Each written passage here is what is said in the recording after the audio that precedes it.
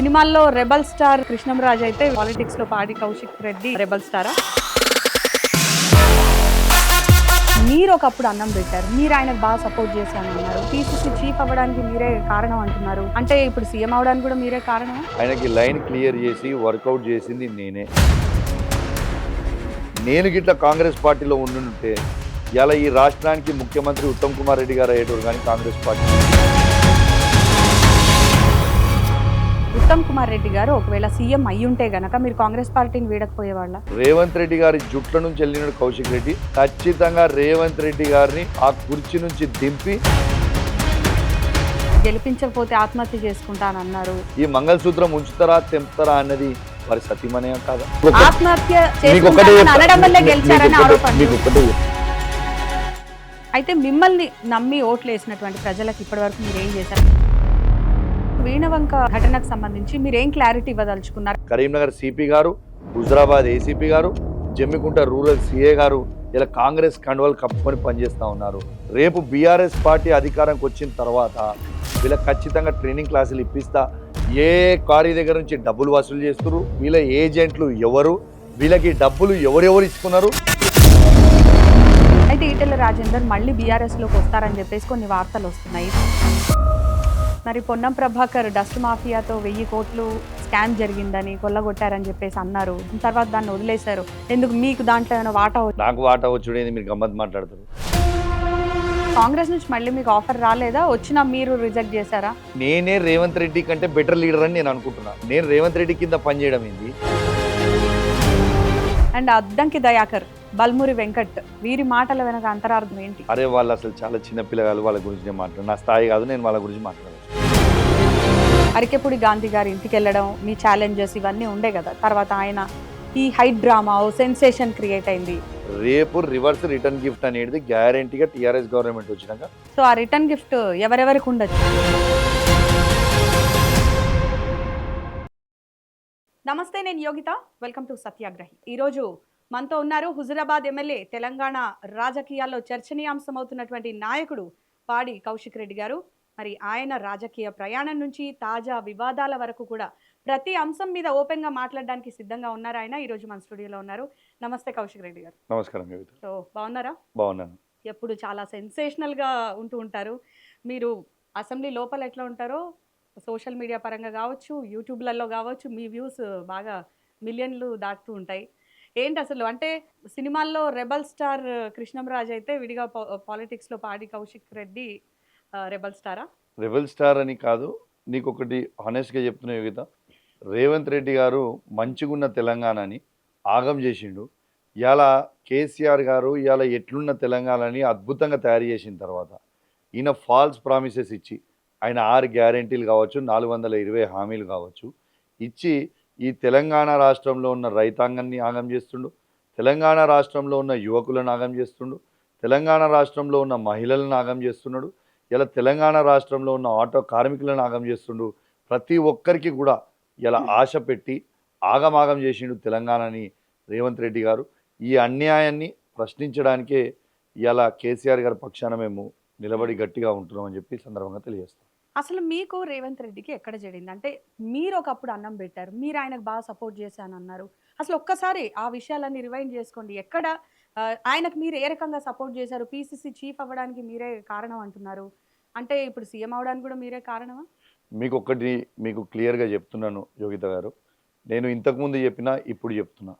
Yes, Revanth Reddy గారు PCC president కావడానికి కారణం అది రాహుల్ గాంధీ గారి ఆఫీస్ కావచ్చు, సోనియా గాంధీ గారి ఆఫీస్ కావచ్చు, లేకుంటే ఇన్ఛార్జ్ జనరల్ సెక్రటరీ గారి ఆఫీస్ కావచ్చు, అన్నీ కూడా ఆయనకి లైన్ క్లియర్ చేసి వర్కౌట్ చేసింది నేనే. అది ఉత్తమ్ కుమార్ రెడ్డి గారి సాయంతో. ఉత్తమ్ కుమార్ రెడ్డి గారు పిసిసి ప్రెసిడెంట్గా ఉన్నప్పుడు ఉత్తమ్ కుమార్ రెడ్డి గారి బ్యాక్ ఎండ్ ఆఫీస్ అంతా కూడా నేనే చూసుకుంటుండే. అప్పుడు చెప్తున్నా మీకు, ఉత్తమ్ కుమార్ రెడ్డి గారు ఆల్రెడీ అప్పటికి 7 years ఆఫ్ పిసిసి ప్రెసిడెంట్ అయిపోయిండు. 7 years ఆఫ్ పిసిసి ప్రెసిడెంట్ అయిపోయిన తర్వాత ఆయన టెన్యూర్ అయిపోయింది కాబట్టి ఆయన చేంజ్ చేస్తుండే ఎట్లా. సో ఉన్న దాంట్లో కాంగ్రెస్ పార్టీలో ఆనాడు ఉన్న దాంట్లో బెటర్ నా ఒపీనియన్ రేవంత్ రెడ్డి గారు ఉంటే బాగుండే అనేది ఆనాడు నా ఒపీనియన్ ఉండే. ఇయాల ఆయన చేసిన తర్వాత అన్నం పెట్టిన వాళ్ళకే సున్నం పెట్టడం అనేది రేవంత్ రెడ్డి గారికి ఆయన నైజాం అయిపోయింది అది. మీరు ఆనాడు ఆయనకి రాజకీయ భవిష్యత్ ఆయన పార్టీలో తీసుకొని ఇచ్చిన కేసీఆర్ గారిని మోసం చేసిండు. ఉత్తమ్ కుమార్ రెడ్డి గారు సాయం చేసిన ఉత్తమ్ కుమార్ రెడ్డి గారిని మోసం చేసిండు. సాయం చేసిన కౌశిక్ రెడ్డిని మోసం చేసిండు. ఆఖరికి నమ్మి ఓటేసిన తెలంగాణ ప్రజల్ని కూడా మోసం చేసిండు. రేపు తెలంగాణ ప్రజలు కూడా ఎప్పుడు జనరల్ ఎన్నికలు వస్తే అప్పుడు రేవంత్ రెడ్డి గారిని ప్రజలు మోసం చేయడానికి సిద్ధంగా ఉన్నారు. ఇలా వెయిట్ చేస్తూ ఉన్నారు ప్రజలు కూడా. ఎందుకంటే రేవంత్ రెడ్డి గారు ఏ విధంగా అయితే ప్రజల్ని మోసం చేసిరో అదే విధంగా ప్రజలు కూడా రేపు రేవంత్ రెడ్డి గారిని మోసం చేయబోతా ఉన్నారు. రేవంత్ రెడ్డి గారు అనుకుంటారు కావచ్చు, ఉత్తమ్ కుమార్ రెడ్డి లాగా నేను సాఫ్ట్గా ఉంటా, ఉత్తమ్ కుమార్ రెడ్డి అంత అమాయకుడు అయితే కౌశిక్ రెడ్డి కాదు. రేవంత్ రెడ్డి గారి జుట్ల నుంచి వెళ్ళినాడు కౌశిక్ రెడ్డి. ఖచ్చితంగా రేవంత్ రెడ్డి గారిని ఆ కుర్చీ నుంచి దింపి మళ్ళా కేసీఆర్ గారిని ఆ కుర్చీ మీద కూర్చుండబెట్టే వారికి మా గలం ఇప్పుతూనే ఉంటాము. ఇలా మీరు ఒక్కటి ఆలోచన చేయాలి యోగిత గారు. ఇలా రేవంత్ రెడ్డి గారికి మేము సాయం చేస్తే ఇలా ఆయన మాకు రిటర్న్ గిఫ్ట్గా ఇచ్చింది ఏంటిది?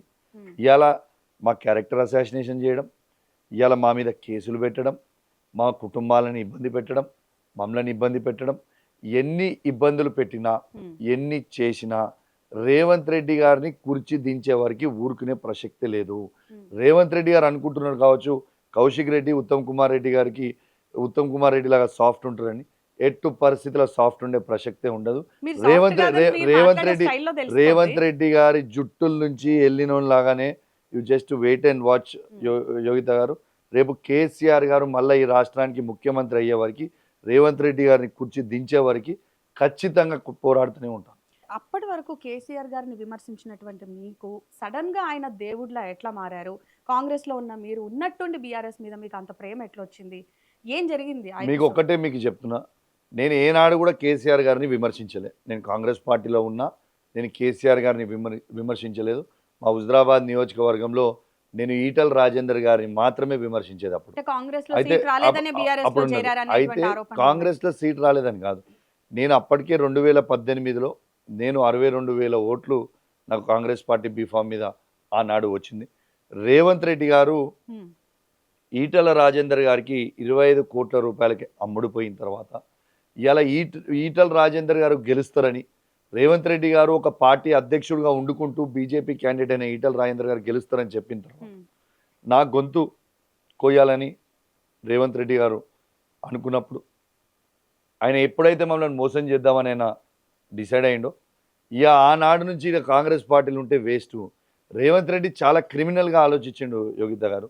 నేనేమో చాలా ప్లెయిన్ హార్టెడ్గా ఇలా పార్టీ బాగుండాలి, రేవంత్ రెడ్డి గారు అయితే పార్టీ బాగుంటుంది, ఆనాడు కేసీఆర్ గారికి ధీటుగా రేవంత్ రెడ్డి గారు ఉంటారేమో, పార్టీ బాగుండాలని పాజిటివ్ యాంగిల్లో నేను ఆలోచన చేసి ఆ రోజు రేవంత్ రెడ్డి గారికి సహాయం చేస్తే, రేవంత్ రెడ్డి ఎంత పెద్ద క్రిమినల్ అంటే ఉత్తమ్ కుమార్ రెడ్డి గారు కౌశిక్ రెడ్డి గారు ఇద్దరు అన్నదమ్ములు, వీళ్ళిద్దరు కలిసి ఉంటే ఫ్యూచర్లో నాకు ఇబ్బంది అని మా ఇద్దరిని విడదీసే క్రమంలో ఇలా నాకు టికెట్ ఇవ్వకుండా ఈటల రాజేందర్ గారి దగ్గర డబ్బులు తీసుకొని మోసం చేసి నన్ను ఉత్తమ్ కుమార్ రెడ్డి గారిని దూరం చేసే ప్రయత్నంలో సక్సెస్ఫుల్గా రేవంత్ రెడ్డి గారు అయినరు.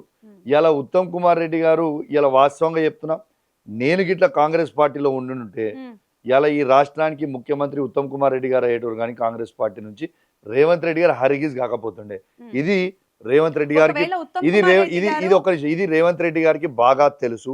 కానీ రేవంత్ రెడ్డి గారు ఇవన్నీ గమనించే ఇలా నన్ను దూరం చేసిండు. కానీ రేవంత్ రెడ్డి గారికి మాత్రం ఒకటి చెప్తా ఉన్నాను, ఇలా ఉత్తమ్ కుమార్ రెడ్డి లాగా నేను అంత సాఫ్ట్ కాదు, ఖచ్చితంగా నీ తాట తీస్తా, నువ్వు అనుకుంటున్నట్టు నిన్ను వదిలిపెట్టను, నువ్వు ఒకటే స్కూల్ నేను ఒకటే స్కూల్ బిడ్డ, నిన్ను ఏ మాత్రం కూడా నేను ఇచ్చిపెట్టా. నువ్వు చేస్తున్న తప్పులు, నువ్వు ప్రజల్ని చేసే మోసము, నువ్వు ఎట్లయితే కేసీఆర్ గారిని మోసం చేసినావు, ఉత్తమ్ కుమార్ రెడ్డి గారిని మోసం చేసినావు, కౌశిక్ రెడ్డిని మోసం చేసినావు, నువ్వు రేపు ప్రజల్ని ఎట్లయితే మోసం చేస్తున్నావు, వాళ్ళ పక్షాన ప్రజల పక్షాన నిలబడి నిన్ను నిలదీయడం మాత్రం గ్యారెంటీ. నువ్వు ఇచ్చిన 6 గ్యారెంటీలు ప్రజలకు ఇచ్చే వరకు, అది మహిళలకి 2,500 కావచ్చు, ఇవాళ తులం బంగారం కావచ్చు, తాతలకు అవ్వలకి 4,000 రూపాయల పెన్షన్ కావచ్చు, వికలాంగులకి 6,000 రూపాయల పెన్షన్ కావచ్చు, ఇలా ఆటో కార్మికులకి 12,000 రూపాయలు కావచ్చు, రైతు కూలీలకి 12,000 రూపాయలు కావచ్చు, మహిళలకి చదువుకునే పిల్లలకి స్కూటీలు కావచ్చు, విద్యార్థులకి 5 లక్షల భరోసా కార్డు కావచ్చు, 500 రూపాయల బోనస్ కావచ్చు, ఇవన్నీ కూడా ఆయన రైతులకి మహిళలకి 2 లక్షల ఉద్యోగాలు యువకులకి ఇచ్చే వరకు రేవంత్ రెడ్డి గారిని నిలదీస్తూనే ఉంటాం, రేవంత్ రెడ్డి గారిని అడుగుతూనే ఉంటాం. ఉత్తమ్ కుమార్ రెడ్డి గారు ఒకవేళ సీఎం అయి ఉంటే గనక మీరు కాంగ్రెస్ పార్టీని వీడకపోయేవాళ్ళ? ఈవెన్ మీకు ఒక్కటే చెప్తాం, సీఎం అయి ఆయన నేను విడిపోయిన అప్పుడే రేవంత్ ఇప్పుడు రెడ్డి ఎట్లున్నాయి మీ మీకు terms? మీకు ఒక్కటే చెప్తున్నా మీకు యోగిత గారు, ఉత్తమ్ కుమార్ రెడ్డి గారు ఎస్ మా బ్రదర్, నాకు ఉన్నాను, we're blood brothers, no doubt. Um. కానీ ఇలా రాజకీయం ఆయన ఒక్క గురించి నిమిషం ఈయనతో ఒక్క- మాటలు ఒక్క నిమిషం రాజకీయంలో ఎప్పుడైతే రేవంత్ రెడ్డి గారు మోసం చేసి నన్ను నడి సముద్రంలో ముంచుదాం అనుకున్నాడు, ఆనాడు నేను కష్టకాలంలో ఉన్నప్పుడు కేసీఆర్ గారు ఉమ్. నా చేతు పట్టుకొని నన్ను లేపి నన్ను ఎమ్మెల్సీగా చేసిండ్రు, నన్ను విప్గా చేసిండ్రు, నన్ను ఎమ్మెల్యేగా చేసిండ్రు. ఇలా కేసీఆర్ గారు కష్టకాలంలో ఉన్నారు, బరాబర్ కేసీఆర్ గారితో కష్టకాలంలో నిలబడతాం. ఈ రాష్ట్రంకి కేసీఆర్ గారు ముఖ్యమంత్రి అవ్వడం చాలా చాలా ఇంపార్టెంట్. తెలంగాణ రాష్ట్రం బాగుపడాలా, తెలంగాణ రాష్ట్రం బాగుండాలంటే కేసీఆర్ గారు ఈ తెలంగాణ రాష్ట్రానికి మరోసారి ముఖ్యమంత్రి అవ్వడం చాలా చాలా ఇంపార్టెంట్. కాబట్టి ఇలా ఖచ్చితంగా కేసీఆర్ గారితో మాత్రమే మేము ఉంటాం. ఇప్పుడు మీకు ఏమనిపించట్లా అంటే మీరు అంతా చేశారు, ఆయన మోసం చేశారని చెప్తున్నారు కాబట్టి ఇప్పుడు కాంగ్రెస్ పార్టీ అధికారంలోకి వచ్చింది, 2 ఏళ్ళు అయిపోయింది. సో ఆ పార్టీలో ఉండుంటే ఆస్తులు బాగా సంపాదించుకునే వాళ్ళేమో అనే ఫీలింగ్ ఏమైనా ఉందా? కాంగ్రెస్ లో నీకు- లేనందుకు బాధపడుతుంది. యోగిత నీకు ఒకటి చెప్తా, నాకు ఆస్తులు నాకు అవసరం లేదు. మా తాతలు మా ముత్తాతల నుంచే మేము కోట్ల రూపాయలు చూసినాము, మాకు అన్నీ అద్భుతంగా ఉన్నాయి. ఉండడానికి మంచిగా ఇల్లు ఉంది, పోవడానికి మంచి ఫామ్ హౌస్ ఉంది, మన తిరగడానికి So, మీ మంచి- మోటో అంతా service తిరగడానికి కార్లు ఉన్నాయి, ఎవ్రీథింగ్ నాకు ఉన్నది. దేవుని దయ వల్ల I have everything in life. నా సర్వీస్ నేను కేవలము వీణవంక గడ్డ మీద పుట్టినందుకు, హుజరాబాద్ నియోజకవర్గ ప్రజలు నాకు ఓటేసిన గెలిపించినందుకు నా మోటివ్ నా నియోజకవర్గంని అద్భుతంగా డెవలప్మెంట్ చేయాలి, రైతుల పక్షాన నిలబడాలి, మహిళా పక్షాన నిలబడాలా, యువకుల పక్షాన నిలబడాలి. అన్నా అంటే నేను ఉన్నా అని ఇలా ఖచ్చితంగా నా హుజరాబాద్ నియోజకవర్గ ప్రజలకి అండగా నిల్చోవాలని, యావత్ తెలంగాణ ప్రజలకు కూడా అండగా ఉండాలని అవసరం ఉన్న వాళ్ళకి అనేది నేను రాజకీయాలకు వచ్చిన తప్పితే ఈ ఆస్తులు సంపాదించడానికో దీనికి సంపాదించడానికో నేను రాజకీయాలకి రాలేదు. నిజంగా ఆస్తులే సంపాదించుకోవాలి, నిజంగా డబ్బే సంపాదించుకోవాలనేది ఉంటే బోలెడ్ బిజినెస్లు ఉన్నాయి, అద్భుతమైన బిజినెస్లు కూడా చేసుకోవచ్చు, దీనికి రాజకీయానికి రావాల్సిన అవసరం లేదు. కానీ నేను కాంగ్రెస్ వీడినందుకు, ఆనాడు రేవంత్ రెడ్డి గారు నన్ను మోసం చేసినందుకు నేను చాలా సంతోషంగా ఉన్నా. ఎందుకంటే ఇవాళ ఒక టాల్ లీడర్, ఇవాళ భారతదేశానికి మహాత్మా గాంధీ స్వాతంత్రం తెస్తే తెలంగాణకి కేసీఆర్ గారు స్వాతంత్రం తెచ్చిండు. అట్లాంటి కేసీఆర్ గారి, మహాత్మా గాంధీ గారిని అయితే నేను చూడలేదు, కేసీఆర్ గారు మాత్రం లైవ్గా చూస్తూ ఉన్నాం. ఇలా అట్లాంటి నాయకుని కింద పనిచేయడం చాలా గర్వంగా ఉన్నది. ఇలా కేసీఆర్ గారికి ఉన్నంత నాలెడ్జ్ తెలంగాణ పట్ల కావచ్చు, ఎనీ ఇష్యూ భారతదేశంలో సంబంధించిన ఎనీ ఇష్యూ కూడా కేసీఆర్ గారికి ఉన్న నాలెడ్జ్ అసలు మన తెలంగాణ రాష్ట్రంలో ఏ పార్టీలో ఏ నాయకుని కూడా లేదు. కేసీఆర్ గారితో పాటు కేటీఆర్ గారు కావచ్చు, హరీష్ రావు గారు కావచ్చు, వాళ్ళిద్దరికీ కూడా ఉన్న అద్భుతమైన నాలెడ్జ్, ఆ నాలెడ్జ్ని ఇవాళ వాళ్ళ కింద నేను పనిచేయడం నాకు చాలా సంతోషంగా ఉంది. ఎందుకంటే వాళ్ళ ద్వారా చాలా చాలా నాలెడ్జ్ నేర్చుకుంటున్నా. రేపు భవిష్యత్ తరాలకి మనము వాళ్ళ దగ్గర నుంచి నేర్చుకున్నది రేపు భవిష్యత్ తరాలకు కూడా ఇవ్వచ్చని మీ ద్వారా యావత్ తెలంగాణ ప్రజలకు కూడా తెలియజేస్తా ఉన్నాను. నేను I'm very very happy to work under KCR గారి నాయకత్వం. ఒక్కసారి బ్యాక్ వెళ్తే అంటే ఎలక్షన్స్ టైంలో మీరు ఏం మాట్లాడారో గుర్తుందా? అంటే గెలిపించకపోతే ఆత్మహత్య చేసుకుంటానన్నారు, ఒకవైపు వైఫ్ ఇంకో వైపు పాప కూడా మాట్లాడారు. అంటే అవెందుకండి? ఇవన్నీ మీకు ఒకటి చెప్తాను యోగిత గారు, తెలంగాణలో నేను 2023 నాడున ఎలక్షన్లో పోటీ చేసేటప్పుడు ప్రచారం చేసే హక్కు నాకున్నది, నా కుటుంబ సభ్యులకు ఉన్నది. ఇలా ఈటల రాజేందర్ గారు చేసింది సంసారం, మేం చేసింది వ్యభిచారం అనేది దీన్ని నేను తీవ్రంగా ఖండిస్తా ఉన్నాను. ఇలా సాదుకుంటామా సంపుకుంటామా అన్నది ఈటల రాజేందర్ గారా కాదా? ఇలా ఈటల రాజేందర్ గారి సతీమణి మంగళసూత్రం చూపించి ఈ మంగళసూత్రం ఉంచుతారా తెంపుతారా అన్నది వారి సతీమణి కాదా? ఇవాళ వాళ్ళ కొడుకు కావచ్చు, వాళ్ళ కోడలు కావచ్చు, వాళ్ళ బిడ్డ కావచ్చు, వాళ్ళ అల్లుడు కావచ్చు, ఇవాళ మీరు మా మామయ్యకి ఓటు వేయకపోతే మా మామయ్య జరిగిపోతారు, దయచేసి ఓటేరని వాళ్ళు అడగలేదా? ఇవాళ వాళ్ళు చేసే సంసారం ఎదుటోడు చేసే వ్యభిచారం అనడం. అంటే వాళ్ళు చేశారని చేశారు. రాజకీయాలలో 100 ఎత్తుగడలు ఉంటాయి, ఆ ఎత్తుగడలో ఇదొక ఎత్తుగడ. ఒకటి. రెండోది, ఇలా హుజరాబాద్ నియోజకవర్గ ప్రజలు మనల్ని ప్రేమించిండ్రు, ఆదరించిండ్రు, ఇవాళ కాబట్టి నన్ను ఓటు వేసి గెలిపించింది. మీకు ఒకటే చెప్తున్నా, ఎవరు ఎన్ని ఆరోపణలు చేసినా ఇలా హుజురాబాద్ నియోజకవర్గ ప్రజలు నన్ను గెలిపియాలనుకున్నారు, నాతో అండగా నిల్చోవాలనుకున్నారు, ఇలా నన్ను గెలిపించిండ్రు. ఈటల రాజేందర్ గారిని అంత యాంటీ వేవ్లో కూడా చీ కొట్టిండ్రు. 100 కిలోమీటర్ లోపల మా హుజురాబాద్ నియోజకవర్గ ప్రజలు పాతర పెట్టిండ్రు ఇలా ఈటల రాజేందర్ గారిని. మొన్న సర్పంచ్ ఎన్నికలలో కూడా మీరు అంటున్న దీని మీద కూడా నేను చెప్తున్నా యోగిత గారు, సర్పంచ్ ఎన్నికలలో కూడా మేము ఈడ కాంగ్రెస్ ప్రభుత్వం ఉన్న హుజురాబాద్ నియోజకవర్గం మాత్రం కేసీఆర్ గారు ప్రభుత్వం ఉన్నట్టే. ఇలా ఈటల రాజేందర్ గారు కాలు గజ్జ కట్టుకొని ఇలా 107 గ్రామ పంచాయతీలు హుజురాబాద్లో ప్రతి ఊర్లో వాళ్ళ అభ్యర్థిని పెట్టి ఇంటింటికి తిరిగిన మెజార్టీ గ్రామ పంచాయతీ సర్పంచ్లని ఇలా బీఆర్ఎస్ పార్టీని హుజురాబాద్ నియోజకవర్గంలో గెలిపించిండ్రు. ఇలా మొన్న అయిన మున్సిపల్ ఎలక్షన్లలో కూడా ఒక మున్సిపాలిటీ బీఆర్ఎస్ పార్టీ గెలిచింది, ఇంకో మున్సిపాలిటీ కూడా నైతికంగా బీఆర్ఎస్ పార్టీ గెలిచింది హుజురాబాద్లో కూడా. హుజురాబాద్లో కాంగ్రెస్ పార్టీ వాళ్ళు ఇలా ఓట్లు గుద్దుకొని వాళ్ళు గెలిచిరు తప్పితే వాళ్ళు గెలిచింది కాదు. ఇది కూడా ఎందుకు అంత క్లారిటీగా చెప్తున్నా మీకంటే ఎన్నికలు అయిపోయినాయి, ఎన్నికల కౌంటింగ్ అయిపోయింది. ఎన్నికల కౌంటింగ్ అయిపోయింది ఫిబ్రవరి 11th రోజు. ఇలా స్ట్రాంగ్ రూమ్కి ఆ బ్యాలెట్ బాక్సులు షిఫ్ట్ చేసిండ్రు. ఒక్కటే రోజుల్లో తాళాలు పోయినాయి అని చెప్పి గడ్డపారలతోని స్ట్రాంగ్ రూమ్ తాళాలను పగలగొట్టిర్రు. సీసీటీవీ ఫుటేజ్లో ఆపేసి పగలగొట్టిర్రు. అభ్యర్థులని రానియలేదు. ఇలా ఎగ్జాంపుల్ చెప్తున్నాను, నా 7th వార్డు ఆ బాక్సులు ఓపెన్ చేసినాక హుజురాబాద్లో 7th వార్డు దగ్గరికి ఓపెన్ చేసినప్పుడు బాక్సులు కౌంటింగ్కి 4th వార్డు బాక్సులు తీసుకొచ్చి 7th వార్డు దగ్గర పెడుతురు, 4th వార్డు దగ్గర ఉన్నాయి 17th వార్డు తీసుకుపోయి పెడుతురు. ఇట్లాంటి కన్ఫ్యూజన్ చాలా క్రియేట్ చేసిండ్రు. అయినా కూడా వాళ్ళు గెలిచినా అది నైతికంగా మాత్రం హుజురాబాద్లో కూడా బీఆర్ఎస్ పార్టీయే గెలిచినారు. అయితే మిమ్మల్ని నమ్మి ఓట్లు వేసినటువంటి ప్రజలకు ఇప్పటివరకు మీరు ఏం చేశారు అంటే ఈ 2 ఏళ్లలో మీరు నియోజకవర్గానికి ఏం సాధించారంటే ఏం చెప్తారు? మీకు ఒక్కటే చెప్తా ఉన్నాను, కేసీఆర్ గారి నాయకత్వంలో 2023 వరకు ఇలా ప్రతి ఊర్లో 107 గ్రామ పంచాయతీలో ప్రతి ఊర్లో రోడ్లు వేసింది కేసీఆరే, మోరీలు కట్టించింది కేసీఆరే, లైట్లు పెట్టించింది కేసీఆరే, గ్రామ పంచాయతీలు కట్టించింది కేసీఆరే, శ్మశాన వాటిక కట్టించింది కేసీఆరే. ఇలా అద్భుతంగా మున్సిపల్లలో ప్రతి వాడల మీకు చెప్పినట్టు రోడ్లు వేసిన కేసీఆర్ గారే, ఎవ్రీథింగ్ చేసింది కేసీఆర్ గారే. ఇలా ఈ 2 సంవత్సరాల్లో మేము అధికారంకి వచ్చిన తర్వాత, నేను ఎమ్మెల్యేగా అయిన తర్వాత, ఇలా కాంగ్రెస్ పార్టీ అధికారంకి వచ్చిన తర్వాత తట్టెడు మట్టి కూడా హుజురాబాద్ నియోజకవర్గంలో వాళ్ళు పొయ్యలేదు. మేము అడిగిన గొంతు చించుకొని నా హుజురాబాద్ నియోజకవర్గానికి 1000 కోట్ల రూపాయలు ఇవ్వాలి అని అసెంబ్లీ సాక్షిగా డిమాండ్ చేసిన. ఇలా అసలు అసెంబ్లీ సాక్షిగా నేను ప్రతి దగ్గరికి పోయి అడిగిన, ప్రతి మంత్రి దగ్గరికి పోయి నేను అడిగిన, నా ప్రాజెక్టులు చేయమనో నా రోడ్లు ఏమనో అడిగిన తట్టెడు మట్టి కూడా ఈ ప్రభుత్వం హుజురాబాద్ నియోజకవర్గంలో ఇప్పటిదాకా పోయలేదు. ఎంత దారుణం అంటే ఒక శాసనసభ్యునికి సిడిపి ఫండ్స్ ప్రతి సంవత్సరానికి 5 కోట్ల రూపాయలు ఉంటాయి. 2 సంవత్సరాలు అయింది, ఇలా 2 సంవత్సరాలలో మా సిడిపి ఫండ్ ఇయ్యలే. అసలు హుజురాబాద్ నియోజకవర్గంలో తట్టెడు మట్టి కూడా మేము పోయలేని పరిస్థితిలో ఉన్నాం ఈ రేవంత్ రెడ్డి గారు చేపట్టి. ఇప్పుడు గత ప్రభుత్వంలో వచ్చిన నిధులకి ఈ ప్రభుత్వంలో వస్తున్న నిధులకి సంబంధించి మీ దగ్గర లెక్కలు ఉన్నాయా? అరే ఆస్మా ఫుల్ లెక్కలు ఉన్నాయి, ఎవ్రీథింగ్ లెక్కలు ఉన్నాయి. మీరు అడుగుంటుంటే ముందే ఈ ప్రశ్న ఉన్నాయి అంటే పేపర్స్తో సహా మేము ముందర పెడుతుంటే మీకు హానెస్ట్గా చెప్తున్న యోగిత గారు, ఈ 10 yearsలో హుజురాబాద్ నియోజకవర్గంలో కేసీఆర్ గారి నాయకత్వంలో దాదాపు 4000 నుంచి 5000 కోట్ల రూపాయల అభివృద్ధి మేము చేసినాము ఈ 10 yearsలో. ఈ 2 yearsలో 40 to 50 రూపీస్ అభివృద్ధి కూడా చేసే పరిస్థితి లేదు రేవంత్ రెడ్డి గారు చేపట్టి.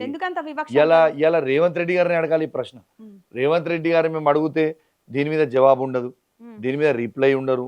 మంత్రి గారిని మేము 0 hourలో లేచి మంత్రులను అడిగినా ఇలా దాకా మేము అడిగిన క్వశ్చన్స్కి కూడా రిప్లై ఇవ్వరు. ఇలా ఆఖరికి ఎంత దారుణం అంటే రేవంత్ రెడ్డి గారి పనితీరు.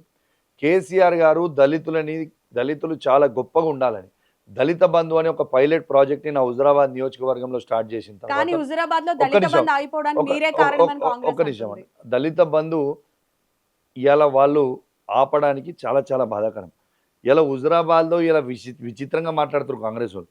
అసెంబ్లీలో నిలదీసింది నేను, మా దళిత బంధు ఎందుకు ఇస్తలేరని, ఎందుకు ఆపిరు 2వ విడత అని.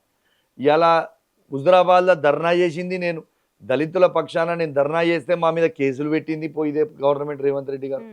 ఇలా దళిత బంధు 2వ విడతనే చాలా పోరాటం చేసిన తర్వాతనే 2వ విడత వాళ్ళు రిలీజ్ చేసారు. అసలు దళిత బంధు ఇచ్చేసిన డబ్బుని వీళ్ళు ఎందుకు ఆపాలండి? అధికారంలో ఉన్నది కాంగ్రెస్ మేము ఆపడానికి. ఆపింది ఎవరు? కాంగ్రెస్ ప్రభుత్వం కదా, మేము కాదు కదా. ఎట్లా అడ్డుకున్నా, ఎక్కడ అడ్డుకున్నానో ఒకసారి చూపించండి యోగిత గారు. నేను అడ్డుకున్నది ఒక్క వీడియో కూడా మీరు చూపిస్తే, నేను నా ఎమ్మెల్యే పదవికి రాజీనామా చేయడానికి రెడీగా ఉన్నా. లేదు అంటే వాళ్ళ ముక్కు భూమికి రాకాలి, ఉట్టిగా ఆరోపణలు సో చేసి ప్రభుత్వమే ఆపేస్తుంది 101% ఆపిరు. మళ్ళీ నేను పోరాటం చేసిన తర్వాతనే ఇలా ప్రతి దళితులకి 2వ విడత దళిత బంధు కూడా రిలీజ్ చేసే ప్రయత్నం ఇలా నడుస్తూ ఉంది, ప్రక్రియ నడుస్తూ ఉంది. నేను రేవంత్ రెడ్డి గారిని ఒక్కటే క్వశ్చన్ అని అడుగుతా ఉన్నాను. ఇలా దళిత బంధు కేసీఆర్ గారు 10 లక్షల రూపాయలు ఇస్తే మీరు 12 లక్షల రూపాయలు ఇస్తామన్నారు కదా, ఇలా ఎందుకు ఆ 12 లక్షల రూపాయలు ఇలా దళితులకి తెలంగాణ రాష్ట్రంలో మీరు ఇవ్వట్లేదు అని నేను అడుగుతా ఉన్నాను. ఆ రోజు పెద్ద పెద్ద మాటలు మాట్లాడింది కదా, ఇవాళ దళితుల పక్షాన ఇంత చిన్న చూపు ఎందుకు? ఇలా రేవంత్ రెడ్డి గారికి దళితుల పక్షాన చాలా చిన్న చూపు ఉన్నది. ఇలా వీణవంకలో మొన్న అయిన ఇష్యూలో మా దళిత సర్పంచ్ అయిన మహిళా దళిత సర్పంచ్ని కొబ్బరికాయ కొట్టనీయకుండా ఒక దళిత మహిళని అవమానించిండ్రు.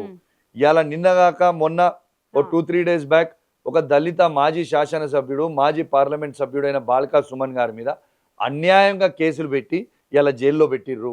ఇలా ఒక దళిత బిడ్డని చిత్రహింసలు ఇలా జైల్లో పెడతా ఉన్నారు రేవంత్ రెడ్డి గారు. రేవంత్ రెడ్డి గారు మీకు దళితుల పట్ల ఇంత చిన్న చూపు ఎందుకు? ఇదే దళితులని మీరు ఇబ్బంది ఎందుకు పెడతా ఉన్నారని రేవంత్ రెడ్డి గారిని నేను సూటిగా ప్రశ్న అడుగుతా ఉన్నాను. అండ్ రీసెంట్గా వీణవంక ఘటనకు సంబంధించి మీరు ఏం క్లారిటీ ఇవ్వదలుచుకున్నారు? అక్కడ ఏ ఆఫీసర్ల పాత్ర ఉందని అనుకుంటున్నారు? ఎందుకంటే బీఆర్ఎస్ నెక్స్ట్ అధికారంలోకి వస్తే చుక్కలు చూపిస్తా అనే వర్డ్ కూడా మీరు వాడారు. సో ఇవన్నీ ఎందుకు? ఆ ఆఫీసర్లు ఎవరు, ఏం జరిగింది? 100కి 100% నేను అడుగుతున్న Yogitha, as a human being నేను అక్కడ ఆ హుజురాబాద్ నియోజకవర్గంలో నేను ఎమ్మెల్యేని. వీణవంక గ్రామం నేను పుట్టి పెరిగిన ఊరు. మా ఊర్లో మేము చేసే సమ్మక్క జాతర, ఆ దేవుని దగ్గరికి నేను నా కుటుంబము మేము ఎమ్మెల్యే క్యాంప్ ఆఫీస్ నుంచి లేచి దర్శనానికి మేము బయలుదేరుతా ఉంటే వందలాది మంది పోలీసు వాళ్ళని పెట్టి ఎందుకు అడ్డుకున్నారు? దీనికి పోలీసు వాళ్ళే జవాబు చెప్పాలి. నంబర్ 1. దేవుని దగ్గరికి నేను పోయిన తర్వాత గద్దెల మీద నుంచి నన్ను ఆ విధంగా పోలీసు వాళ్ళు ఎందుకు నన్ను గుంజుకొని పోయినరు అనేది జవాబు చెప్పాలి. ఇలా ఒక హ్యూమన్ బీయింగ్గా, ఫర్గెట్ అబౌట్ ఎమ్మెల్యే, ఒక హ్యూమన్ బీయింగ్గా నాకు దేవునికి మొక్కునే రైట్ నాకు లేదా? సరే, నువ్వు నన్ను అరెస్ట్ చేసినావు, నా సతీమణిని నా బిడ్డని ఎందుకు పోలీసు వాళ్ళు గొరగొర గుంజుకపోయినరు? వాట్ ఈజ్ సమ్మక్క సారక్క జాతర? సమ్మక్క సారక్క జాతర అంటే ఒక తల్లి బిడ్డల జాతర. ఒక తల్లిని గొరగొర గుంజుకోపోతా ఉంటే, ఒక బిడ్డ ఏడుస్తా ఉంటే ఆ అమ్మవారు ఈ ఆఫీసర్లని చల్లగా చూస్తుందా? తీసుకుపోయింది చాలా చాలా అన్యాయం అది. అసలు నా వైఫ్కి ఏం సంబంధం? దేవుని దగ్గర నుంచి అలా గుంజుకపోవడానికి కారణం ఏంటిది? ఎందుకు గుంజుకపోతున్నారు అంటే దేవునికి మేము మొక్కొద్దట, మేము కొబ్బరికాయలు కొట్టొద్దట, ఏది చేయలేదు. అతి ఓవర్ యాక్షన్ ఈ పోలీసు వాళ్ళది. ఇలా రేవంత్ రెడ్డి గారు నన్ను అవమానపరచమని వీళ్ళకి ఆర్డర్స్ ఇచ్చిర్రు. ఇలా కాంగ్రెస్ పార్టీ కండువ కప్పుకొని ఇలా కరీంనగర్ సిపి గారు, హుజురాబాద్ ఏసీపీ గారు, జమ్మికుంట రూరల్ సిఏ గారు ఇలా కాంగ్రెస్ కండువలు కప్పుకొని పనిచేస్తూ ఉన్నారు. ఖచ్చితంగా మీకు చెప్తా ఉన్నాను యోగిత గారు, వీళ్ళకి బుద్ధి చెప్పకుండా ఊకునే ప్రసక్తే ఉండదు. వీళ్ళని ఖచ్చితంగా వీళ్ళకి చట్టరీతిగా వీళ్ళకి శిక్ష పడేలాగా వీళ్ళకి బుద్ధి నేర్పే వరకు 100% లీగల్గా అప్రోచ్ అవుతా. డెఫినెట్గా వీళ్ళకి బుద్ధి తెచ్చేటట్టు చేస్తా. రేపు బీఆర్ఎస్ పార్టీ అధికారానికి వచ్చిన తర్వాత ఖచ్చితంగా వీళ్ళ డ్యూటీ వీళ్ళకి ఎట్లా నిర్వహించాలో వీళ్ళకి ఖచ్చితంగా ట్రైనింగ్ క్లాసులు ఇప్పిస్తా. వీళ్ళ పోలీస్ ఆఫీసర్లో వీళ్ళ కథ ఏందో, వీళ్ళ సంగతి ఏందో ఖచ్చితంగా 3 ఇయర్స్లో గవర్నమెంట్ వస్తుంది. వచ్చిన తర్వాత వీళ్ళ సంగతి ఏందో తప్పకుండా చేస్తాను. ఇంకోటి కూడా చెప్తున్నా యోగిత, ఈ 3 ఆఫీసర్ల పరిస్థితి ఏంటంటే శవాల మీద పైసలు ఏరుకునేటోళ్ళు వీళ్ళు. ఇలా ఎంత కరప్షన్ చేస్తూ ఉన్నారు. ఇలా హుజురాబాద్ నియోజకవర్గంలో జమ్మికుంట రూరల్ సిఐ గారు, హుజురాబాద్ ఏసీపీ గారు, కరీంనగర్ సిపి గారు చేసే కరప్షన్ వాళ్ళు 100% చాలా త్వరలోనే వాళ్ళు చేసే కరప్షన్ ఎవరెవరి దగ్గర డబ్బులు వసూలు చేస్తుర్రు, ఏ కారీ దగ్గర నుంచి డబ్బులు వసూలు చేస్తుర్రు, వీళ్ళ ఏజెంట్లు ఎవరు, వీళ్ళకి డబ్బులు ఎవరెవరు ఇస్తున్నారు, వీళ్ళ డబ్బులు తీసుకుపోయి జమ్మికుంట రూరల్ సిఐ గారు, ఏసీపీ గారు వీళ్ళు డబ్బులు తినుకుంటూ సిపి గారికి ఏ విధంగా డబ్బులు ఇస్తున్నారు. చాలా త్వరలోనే వీళ్ళ జాతకం మొత్తం కూడా ఎవిడెన్స్తో సహా బయట పెట్టబోతా ఉన్నా. నా దగ్గర ఎవిడెన్స్ కూడా ఉన్నది. చాలా సూన్గా ఆ ఎవిడెన్స్ కూడా బయట పెట్టబోతా ఉన్నా. ఒకప్పుడు మీ ప్రధాన ప్రత్యర్థి ఈటెల రాజేందర్ గారు, ఆయన ఇప్పుడు ఎంపీగా ఢిల్లీకి వెళ్ళారు. ఇప్పుడు పరిస్థితి చూస్తుంటే నియోజకవర్గంలో ఆయన పట్టు కోల్పోయిందా, లేదంటే రాబోయే రోజుల్లో మీ పట్టు ఎలా ఉండబోతోంది? అంటే మీ ఆధిపత్యం నియోజకవర్గంలో ఎలా ఉండబోతుంది? మీకు క్లియర్గా చెప్తున్నా యోగిత గారు, హుజురాబాద్ నియోజకవర్గ ప్రజలు ఆల్రెడీ ఈటెల రాజేందర్ గారికి చీగొట్టిండ్రు. అసెంబ్లీ ఎన్నికలలో, మొన్న సర్పంచ్ ఎన్నికలలో వచ్చి తిరిగితే చీగొట్టిండ్రు, మొన్న మున్సిపల్ ఎలక్షన్లో కూడా చీగొట్టిండ్రు. ఇలా హుజురాబాద్ నియోజకవర్గ ప్రజలు ఉమ్, ఈటల రాజేందర్ గారిని యాక్సెప్ట్ చేసే పరిస్థితిలో లేరు. ఉమ్, ఈటల రాజేందర్ గారిని 100 కిలోమీటర్ లోపల బొందబెట్టిండ్రు. హుజురాబాద్ నియోజకవర్గం అంటేనే కేసీఆర్, కేసీఆర్ అంటేనే హుజురాబాద్ నియోజకవర్గం. ఉమ్. హుజురాబాద్ అడ్డ, కేసీఆర్ గడ్డ. మీరు ఇది గుర్తుపెట్టుకోండి. ఈటెల రాజేందర్ కేసీఆర్ గారి బొమ్మ తప్పితే, కేసీఆర్ గారు బలపరిచిన అభ్యర్థులు తప్పితే ఆడ వేరే పార్టీ వాళ్ళు గెలిచడం అనేది ఇంపాసిబుల్. అయితే ఈటెల రాజేందర్ మళ్ళీ బీఆర్ఎస్ లోకి వస్తారని చెప్పేసి కొన్ని వార్తలు వస్తున్నాయి. ఇది నిజమేనా? ఒకవేళ ఆయన మళ్ళీ పార్టీలోకి వస్తే మీకు ఓకేనా? అది నిజమా కాదా నాకు తెలియదు. ఉమ్, ఆయన వస్తే మాకు వెల్కమ్, మాకేం అభ్యంతరం లేదు. ఉమ్, పైన అధిష్టానం కేసీఆర్ గారు, కేటీఆర్ గారు, హరీష్ రావు గారు ఉమ్, వాళ్ళు ఏ నిర్ణయం తీసుకున్నా ఆ నిర్ణయానికి నేను కట్టుబడి ఉంటా. ఉమ్, అది కేసీఆర్ గారి నిర్ణయం కాబట్టి ఆయన పార్టీలో తీసుకోవాలా వద్దా అనేది నా చేతులు లేని పని. అయితే ఇప్పుడు మీ పొలిటికల్ రైవల్ ఎవరు? ఈటెల రాజేంద్ర, పొన్నం ప్రభాకర్? అసలు నాకు ఎవరు పొలిటికల్ రైవల్ లేరు. Um, I have no political rivalry in Huzurabad. హుజురాబాద్లో బాజాబ్తు ప్రజలకి పనిచేయాలని, ప్రజలకి దగ్గర ఉండాలని భావించే నాయకుని నేను. తప్పకుండా మళ్ళా వచ్చే జనరల్ ఎన్నికలలో ఉమ్, హుజురాబాద్ నియోజకవర్గ ప్రజల ఆశీర్వాదంతో ఉమ్. ఇలా ఖచ్చితంగా మళ్ళొక్కసారి బీఆర్ఎస్ పార్టీ జెండా హుజురాబాద్లో ఎగిరేపోతాం. మరి పొన్నం ప్రభాకర్ డస్ట్ మాఫియాతో 1000 కోట్లు స్కామ్ జరిగిందని, కొల్లగొట్టారని చెప్పేసి అన్నారు. తర్వాత దాన్ని వదిలేశారు. ఎందుకు? మీకు దాంట్లో ఏమైనా వాటా నీకు వచ్చిందా? ఒక్కటే మీకు చెప్తున్నాను, నాకు వాటా వచ్చుడేది మీరు గమ్మత్ మాట్లాడతారు. మీకు క్లియర్గా చెప్పిన యోగిత గారు, నేను డబ్బుల కోసం రాజకీయాలకి రాలేదు. ఉమ్, నాకు డబ్బులు అవసరం లేదు. ఐఎమ్ సెల్ఫ్ సఫిషియెంట్ అని మీకు వెరీ క్లియర్గా మీకు నేను చెప్పినాను. ఇలా పొన్నం ప్రభాకర్ గారు చేసిన ఫ్లై యాష్ని ఇలా అసెంబ్లీ సాక్షిగా కొట్లాడిన, ఇలా మొత్తం గలమెత్తుకొని రోడ్డు మీద నిలబెట్టి నేను చూపించిన, ఇలా వాళ్ళ దృష్టికి నేను తీసుకొని పోయినా. It is left up to the government. ఇలా ప్రజలందరూ కూడా చూస్తూ ఉన్నారు. ఇలా ఈ కొట్లాడుతున్నా, వాళ్ళకి చూపిస్తున్నా. ఇలా దాన్ని ఆపదలుచుకుంటే ఆపాల్సింది ప్రభుత్వం, ముఖ్యమంత్రి రేవంత్ రెడ్డి గారు తప్పితే నేను పోరాటం చేసి అంత పోరాటం చేస్తున్నా. రేపు కూడా ఖచ్చితంగా దాని మీద నిలదీస్తూనే ఉంటా అసెంబ్లీలో. అయితే మేము పార్టీ మారలేదు అని చెప్పేసి మొన్న పార్టీ మారిన ఎమ్మెల్యేలు స్పీకర్ దగ్గర వాదన వినిపించారు. బట్ మీ పార్టీ ఎందుకని చెప్పేసి ఆధారాలు చూపించలేకపోతుందా? వాళ్ళు పార్టీ మారారని చెప్పి అన్ని క్లియర్గా ఉన్నా కూడా ఎక్కడ ఫెయిల్ అయ్యారు వాళ్ళని పార్టీ మారారని నిరూపించడంలో? యోగిత గారు మీకు వెరీ క్లియర్గా చెప్తున్నాను. యోగిత గారు, అసలు వాళ్ళు పార్టీ మారిరా మారలేదా అనే ప్రపంచం అంతా చూస్తలేదా? నువ్వు బీఆర్ఎస్ పార్టీ అంటే అయిపోయి వాళ్ళది ఎంత జోక్ అంటే, కాంగ్రెస్ పార్టీ ఆఫీసులో కూర్చొని వాళ్ళ ఫ్లెక్స్లు బ్యాక్గ్రౌండ్లో వాళ్ళు మాట్లాడుతున్న ప్రెస్ మీట్లో కాంగ్రెస్ పార్టీ ఫ్లెక్స్లు ఉంటాయి, కానీ ఇంకా మేము బీఆర్ఎస్ పార్టీలే ఉన్నాము అని చెప్తా ఉన్నారు. ఈ ఎమ్మెల్యేలకు ఏ మాత్రం చీమురు రక్తము ఉన్నా వాళ్ళు ఎమ్మెల్యే పదవికి రాజీనామా చేసి బై ఎలక్షన్లో కాంగ్రెస్ పార్టీ టికెట్ మీద గెలిచి పోటీ చేయాలి. వాళ్ళు ఎమ్మెల్యేలు గెలిచినామంటే, ఇలా నేను కావచ్చు, వాళ్ళు కావచ్చు, మా బీఆర్ఎస్ పార్టీ ఎమ్మెల్యేలు మేము గెలిచినామంటే మా కేసీఆర్ గారి నాయకత్వంలో మా బీఆర్ఎస్ పార్టీ కార్యకర్తల కష్ట రక్తంతో మేము గెలిచినాం తప్పితే మా సొంతంగా ఉండదు. కాబట్టి కార్యకర్తలు ఇలా మా కోపం అంతేంది, ఇలా కార్యకర్తలందరినీ మోసం చేసి వీళ్ళు కోట్లాది రూపాయలకి రేవంత్ రెడ్డి గారి అమ్ముడు వేరు అనేదే మా కొట్లాట, మా పోరాటం. ఇలా వాళ్ళు అసలు బీఆర్ఎస్ పార్టీ కాదు అని క్లియర్గా తెలిసిన తర్వాత కూడా ఇలా తప్పకుండా మీకు చెప్తున్నా యోగిత, మీకు తప్పకుండా చెప్తున్నా, ఈ 10 మందికి 10 మంది సక్సెస్ అవుతాం. రేపు ఖచ్చితంగా వీళ్ళ మీద అందరి మీద కోర్టులో కూడా పిటిషన్ ఇష్టం. ఇలా దానం నాగేందర్ గారిది మీకు దీనికంటే క్లియర్ అసలు ఇంకేమైనా దీనికంటే ఎక్కువ సిగ్గు శరం ఉంటుందా? అసలు దానం నాగేందర్ గారు బీఆర్ఎస్ పార్టీ ఎమ్మెల్యే ఉండుకుంటూ సికింద్రాబాద్ పార్లమెంట్ సభ్యునిగా ఎంపీగా కాంగ్రెస్ పార్టీ నుంచి కాంటెస్ట్ చేసి ఆ కాంగ్రెస్ పార్టీ బీఫామ్ మీద 4,29,000 ఓట్లు పడ్డాయి. ఇదంతా క్లియర్గా ప్రజలు చూస్తూ ఉన్నారు. మరి ఇది ఇంత క్లియర్గా ప్రజలు చూస్తున్నప్పుడు దీన్ని కూడా డిస్క్వాలిఫై చేయకపోతే మాత్రం ఇలా రేవంత్ రెడ్డి గారిని చీకొడతారు జనమంతా. అయితే బీఆర్ఎస్ అధికారంలో ఉన్నప్పుడు కూడా పార్టీ ఫిరాయింపులు జరిగాయి కదా, అప్పుడు తప్పనిపించలేదు? అప్పుడు ప్రజాస్వామ్యం గుర్తుకు రాలేదా మీ పార్టీ? మీకు క్లియర్గా చెప్తున్న యోగిత గారు, అప్పుడు పార్టీ ఫిరాయించిన ఎమ్మెల్యేని ఇట్లా తీసుకపోలేదు. ఒకరొకరిని మేము కండువాలు కప్పలేదు. ఎల్పి అంటే వాళ్ళ ఎల్పి మొత్తాన్ని ఇలా మర్జ్ చేసినాము, ఇండివిజువల్గా ఇట్లా మేము మర్జ్ చేయలేదు. సో వాళ్ళ ఎల్పి మొత్తం అనేది వచ్చి జాయిన్ అయింది తప్పితే ఇట్లా మొత్తము వాళ్ళ ఎల్పి పార్టీ అంటే వాళ్ళ పార్టీ ఎల్పి పార్టీ మొత్తం వచ్చి బీఆర్ఎస్ పార్టీలో చేరి తప్పితే ఇట్లాంటి ప్రోత్సాహం మేము ఎప్పుడు కేసీఆర్ గారు చేయలేదు. సో ఇప్పుడు ఈ ఫిరాయింపు ఎమ్మెల్యేలు మళ్ళీ బీఆర్ఎస్ లోకి వస్తామంటే ఆహ్వానిస్తారా? ఆల్రెడీ గూడెం ఆల్రెడీ యూటర్న్ తీసుకున్నారు. మీకు ఒక్కటే చెప్తున్నా, అది నా పరిధిలో లేని విషయము. అది కేసీఆర్ గారి నిర్ణయము. కేసీఆర్ గారు ఏ నిర్ణయం తీసుకుంటే దానికి మేము కట్టుబడి ఉంటాం. గూడెం మైపాల్ గారి ఇష్యూ గురించి ఏం చెప్తారు? మీకు ఏం చెప్తున్నా అసలు నా పరిధిలో లేని సబ్జెక్టు నా జిల్లా కాదు. అది మ్మ్. కేసీఆర్ గారు ఏ నిర్ణయం తీసుకున్నా దానికి మేము కట్టుబడి ఉంటాం. సో పార్టీలో అంతమంది సీనియర్ నేతలు చాలా మంది పార్టీ మారారు చేశారు, మీరు మాత్రం ఎవ్వరు వెళ్ళిపోయినా కూడా ఇంకా మీరు పార్టీని నమ్ముకొనే ఉన్నారు అంటే ఎలాంటి అష్యూరెన్స్ ఉంది మీకు? నాకు ఏ అష్యూరెన్స్ లేదు, మీకు క్లియర్గా చెప్పిన. మ్మ్. కేసీఆర్ గారు నేను కష్టకాలంలో ఉన్నప్పుడు మ్మ్. నా చేతు పట్టుకొని నన్ను నడిపించి నన్ను ఎమ్మెల్సీగా చేసిర్రు, విప్గా చేసిర్రు, నన్ను ఎమ్మెల్యేగా చేసిర్రు.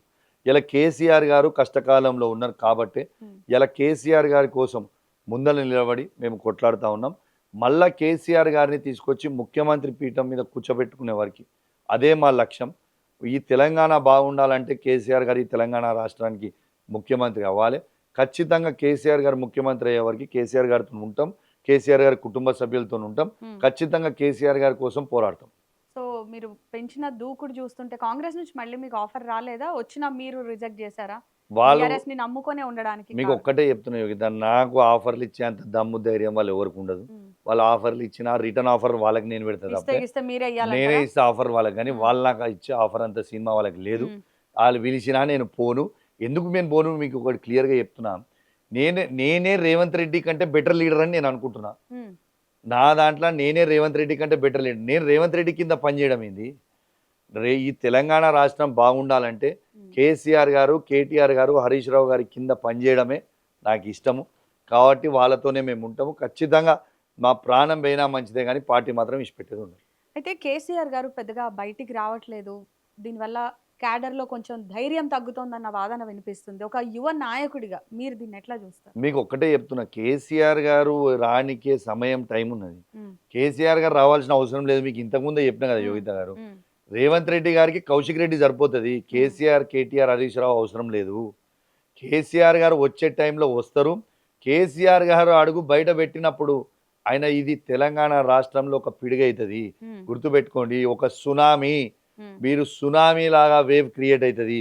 కేసీఆర్ గారు బయటికి వచ్చిన రోజు ఎవ్వరు ఊహించుకోని విధంగా మ్మ్. ఈ తెలంగాణలో అంత పెద్ద వేవ్ ఉండబోతా ఉంది. మ్మ్. నెక్స్ట్ ఎలక్షన్లలో బీఆర్ఎస్ పార్టీ బీఫామ్ వచ్చిన వాళ్ళందరూ ఎమ్మెల్యేలు, ఎంపీలు కేసీఆర్ గారి నాయకత్వంలో కాబోతా ఉన్నారు. సో బీఆర్ఎస్ పార్టీలో మీకు మంచి ప్రాధాన్యత లభిస్తుందా? 100%. మ్మ్. కేసీఆర్ గారు రేపు నా ఫ్యూచర్ ఏందో కేసీఆర్ గారు చూసుకుంటారు. మ్మ్. కేసీఆర్ గారికి నేను అడుగుతున్నాను ఎమ్మెల్సీ చేయలే, నేను అడుగుతున్నాను విప్ చేయలే, నేను అడుగుతున్నాను ఎమ్మెల్యే చేయలే. కేసీఆర్ గారికి ఎవరికి ఏడా ఏం అవకాశాలు ఇవ్వాలని కేసీఆర్ గారికి బాగా తెలుసు. కేసీఆర్ గారు ఖచ్చితంగా మంచి భవిష్యత్తు ఉంటుంది అనే పూర్తి నమ్మకం, విశ్వాసం నాకు కేసీఆర్ గారి మీద, కేటీఆర్ గారి మీద, హరీష్ రావు గారి మీద నాకు పూర్తి నమ్మకం, సో విశ్వాసం ఇదంతా ఉంది. మీరు మంత్రి పదవి కోసమే చేస్తున్నారు అనేటువంటి ఆరోపణ. మీకు ఏమంటున్నా, మీరు మంత్రి గురించే మాట్లాడుతున్నారు, నేను మంత్రి కాదు. కేసీఆర్ గారు ఈ తెలంగాణ రాష్ట్రానికి కేసీఆర్ గారు ముఖ్యమంత్రి అయితే మేము అందరం ముఖ్యమంత్రి అయినట్టే. ఓకే.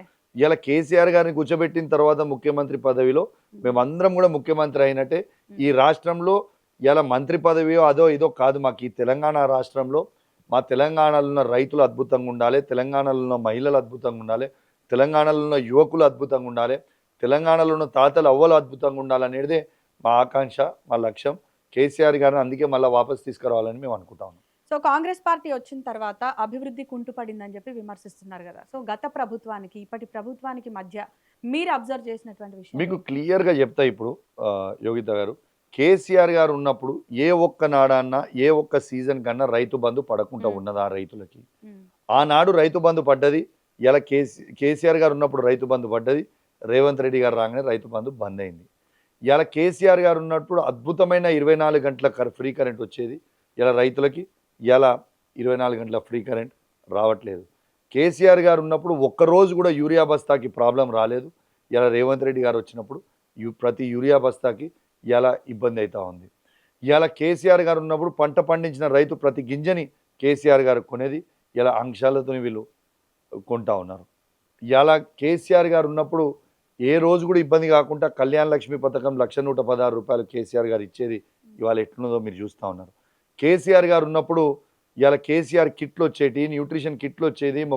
మగబిడ్డ పుడితే 12,000, ఆడబిడ్డ పుడితే 13,000 వచ్చేది. కంటి వెలుగు ఇలా ప్రతి తాతకి అవ్వకి ఫ్రీగా ఐ ఆపరేషన్స్ చేసేది, ఫ్రీగా అద్దాలు ఇచ్చేది.